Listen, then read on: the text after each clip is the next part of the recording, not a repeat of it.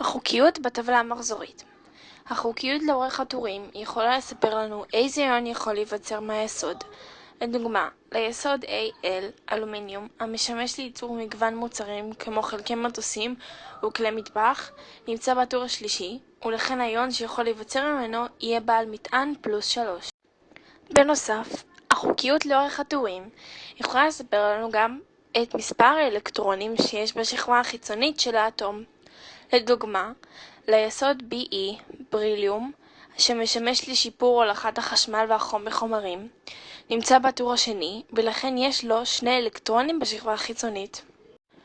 החוקיות לאורך השורות מסודרת לפי מספר השכבות של אלקטרונים שיש מסביב לגרעין האטום. לדוגמה, ליסוד Li, ליתיום, שמשמש לייצור זיקוקי דינור, אדומים, ומכשירי אלקטרונים כמו סוללות נטענות, נמצא בשורה השנייה, ולכן יש לו 2 שכבות של אלקטרונים.